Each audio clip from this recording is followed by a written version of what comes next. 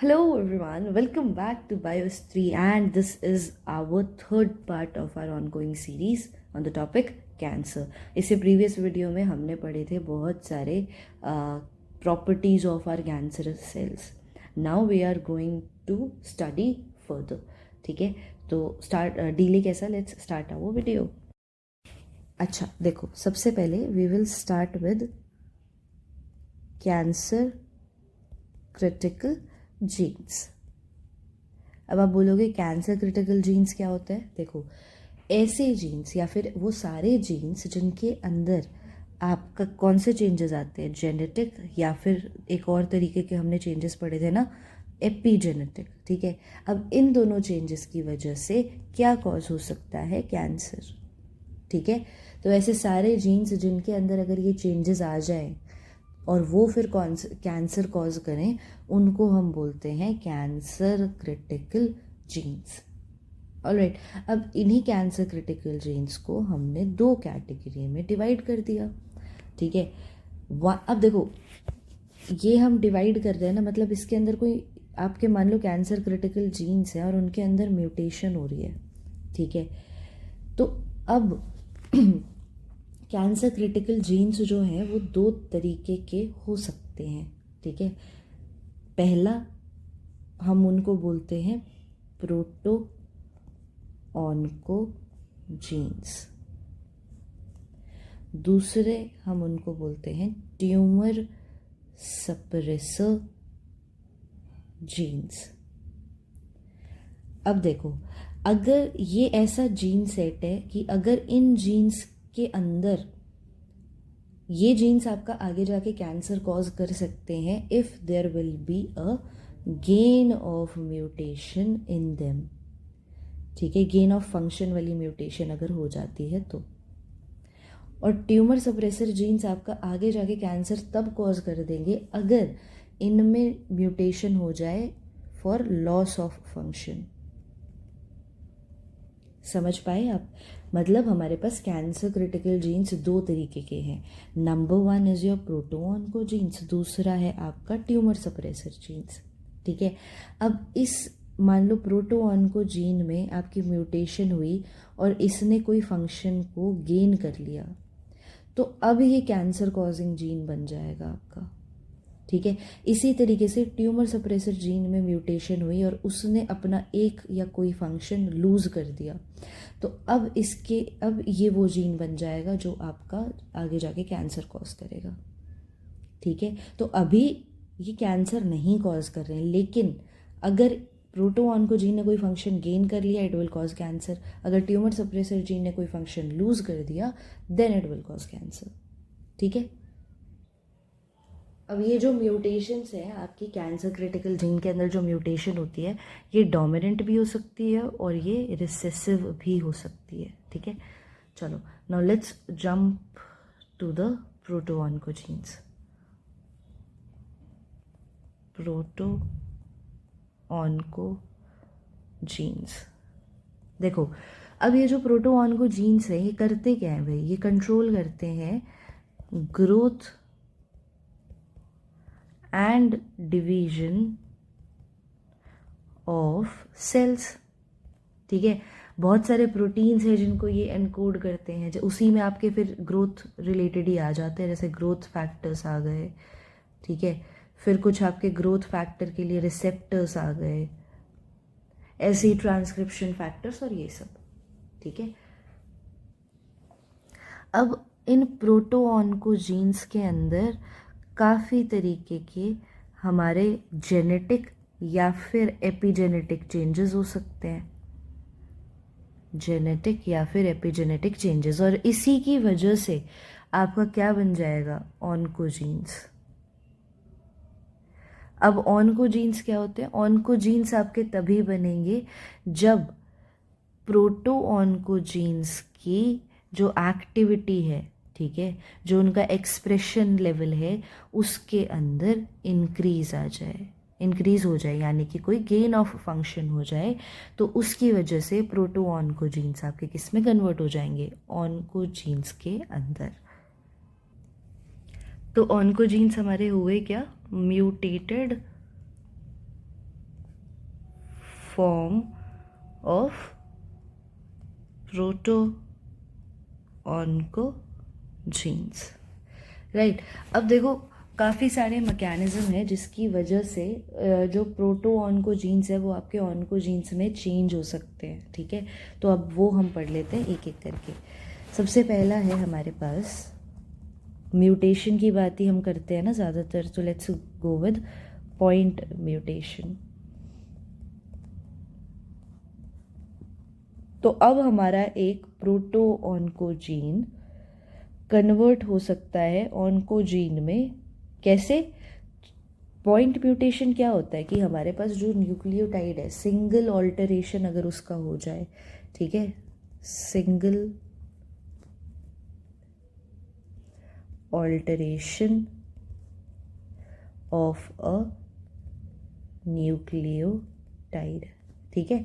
अब ये इसमें हो क्या हो सकता है कि या तो कोई जो हमारा बेस है जो आपका ATGC में से है, या तो कोई डिलीट हो जाए, ठीक है, या फिर आपका कोई जो बेस है वो इंसर्ट हो जाए, है ना, तो उसकी जगह कोई और आ जाए, है ना, ये भी हो सकता है, सब्स्टिट्यूशन भी हो सकता है। तो हमारा ये जो एक उसी पे चलती है हमारी कि जहाँ पे आपका एक बेस चेंज हो रहा है, ठीक है, that is your point mutation, ठीक है। अब होगा क्या, देखो मान लो ये है हमारा, जैसे कि ATGC तो हमारे बेसिस हो गए, तो कोई ऐसी चेन है और समवेयर वी हैव, हमारे पास C और C है, ठीक है। तो अभी तक तो ये प्रोलीन के लिए आपका अमीनो एसिड जो है प्रोलीन है उसके लिए एनकोड कर रहा था। मान लो अब इसके अंदर म्यूटेशन हो जाती है और यहाँ पर आपका C की जगह A आ जाता है, ठीक है। तो यहाँ पर क्या हुआ, हमारा सब्स्टिट्यूशन हो गया, कोई और आपका जो बेस है वो आ गया। तो अब CAC किसके लिए एनकोड करता है बच्चे? Now CAC is encoding for histidine. तो आपका अमीनो एसिड चेंज हो गया। तो ये this is just an example. तो अब होता तो एक ही बेस पे म्यूटेशन है, बट उसकी वजह से रिजल्ट क्या होता है, there is change in the sequence of amino acid, ठीक है। तो अब जो ये प्रोटीन, जैसे ये प्रोलीन को एनकोड कर रहा था, ये हिस्टिडीन को कर रहा था, ठीक है, अब जो ये आपका प्रोटीन को एनकोड कर रहा था वो भी चेंज हो जाएगा, ठीक है। तो it alters the protein function, ठीक है। अभी तो ये अमीनो एसिड आपका इधर प्रोलीन है, इधर हिस्टिडीन है, आगे जाके ये अमीनो एसिड आपके प्रोलीन आपका अलग प्रोटीन बनाता, ठीक है, हिस्टिडीन आपका अलग प्रोटीन बनाता। बट अब इसकी वजह से क्या हो गया, अब क्योंकि म्यूटेशन आ गई तो आपका अमीनो एसिड चेंज हो गया, फिर आपका प्रोटीन चेंज हो जाएगा आगे जाके। तो इसकी वजह से जो प्रोटीन का फंक्शन है उसमें चेंज आ जाएगा। तो पॉइंट म्यूटेशन क्या कर सकता है, या तो वो जीन फंक्शन को इंक्रीज कर देगा, ठीक है, या फिर इंटरप्ट कर देगा। तो ऐसी एक एग्जाम्पल जहाँ पर आपका पॉइंट म्यूटेशन होता है और वो वहाँ से ऑन्कोजीन में चेंज हो जाता है, वो आपका देखने को मिलता है रास प्रोटो-ऑन्कोजीन्स में, ठीक है। दिस इज योर एग्जाम्पल, ठीक है। So I hope you understood till here. Moving on, next हमारे पास अगला है क्रोमोसोमल ट्रांसलोकेशन। क्रोमोसोमल ट्रांसलोकेशन, ठीक है। अब क्रोमोसोमल ट्रांसलोकेशन भी आपका प्रोटो-ऑन्कोजीन्स को एक्टिवेट कर सकता है, ठीक है। अब ट्रांसलोकेशन क्या है उससे पहले ये देख लेते हैं। सिंपल लैंग्वेज में ट्रांसलोकेशन में होता है कि आपकी जो लोकेशन है उसमें चेंज आ गया। और ये होता कि हम किसके बारे में बात कर रहे थे, मान लो हमारा क्रोमोसोम का कोई पार्ट है, there is a part of chromosome, ठीक है, जो कि ट्रांसफ़र हो गया टू अनदर क्रोमोसोम, यही आपका ट्रांसलोकेशन है, ठीक है। अब इसका एक बहुत अच्छा एग्जाम्पल आता है बर्किट्स लिम्फोमा के अंदर। अब इसमें होता क्या है, ये एक चाइल्डहुड ट्यूमर है, ठीक है, जो कि कहाँ इफ़ेक्ट करता है, जॉ, ठीक है, जॉ को इफ़ेक्ट करता है, and it is mainly found in Africa regions. तो इसके अंदर क्या होता है कि हमारे पास क्रोमोज़ोम नंबर, पहले तो हमारे पास एक 8 है, chromosome number 8। Let me draw. देखो हमारे पास इधर इस तरीके से, यहाँ पर ये है हमारे पास chromosome number 8 and this is chromosome number 14। तो 8 पे हमारे पास एक सेगमेंट है जिसको हम बोलते हैं MYC जीन है ये, ठीक है, सेगमेंट है जिसके अंदर क्या है आपका MYC जीन।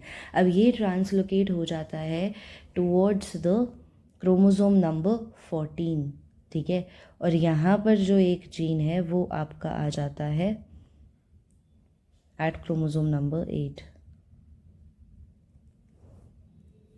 तो यहाँ पर अब आप देखोगे तो ये वाला पार्ट विच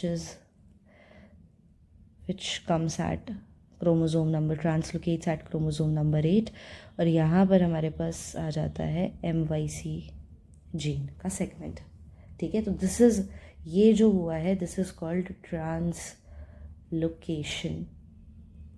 ठीक है। अब ये जो ट्रांसलोकेशन है ना, ये क्या करता है, ये MYC जीन को बहुत क्लोजली प्लेस कर देता है towards your heavy chain gene. यहाँ पर एक IG का हमारे पास हैवी चेन का जीन है, इसने इस MYC को उसके बिल्कुल पास में रख दिया ट्रांसलोकेशन में। अब होगा क्या कि ये तो एक एनहेंसर है, ठीक है, यहाँ पर एक एनहेंसर है, तो वो क्या करेगा, वो कॉन्टिन्यूसली एक्सप्रेस करेगा, और सेल को वो कॉन्टिन्यूसली एक्सप्रेस करा के क्या बना देगा, कैंसरस सेल, ठीक है।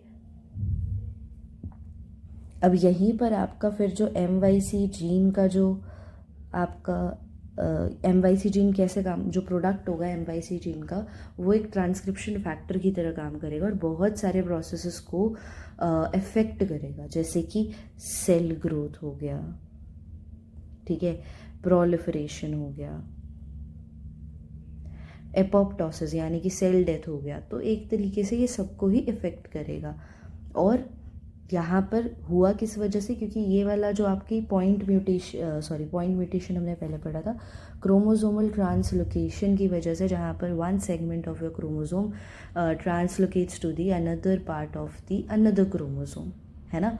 तो अब इसकी वजह से क्या हुआ, अब क्योंकि ये आपका एनहांसर के पास चला गया, तो वो कॉन्टिन्यूसली एक्सप्रेस करवाएगा और सेल को कन्वर्ट कर देगा into the cancerous cells. As a result अब जो इसका प्रोडक्ट होगा वो आपके बहुत सारे प्रोसेसेस को अफेक्ट करना स्टार्ट कर देगा। आई होप यू गेट इट। इसका एक और एग्जाम्पल आता है आपका फिलाडेल्फिया क्रोमोसोम के बारे में। वहाँ पर चेंज होता है between chromosome number 9 and chromosome number 22, ठीक है।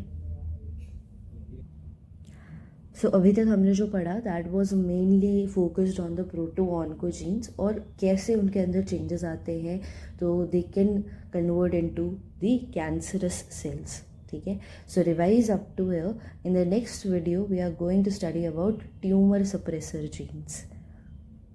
तब तक के लिए keep revising and keep learning. Take care, bye bye.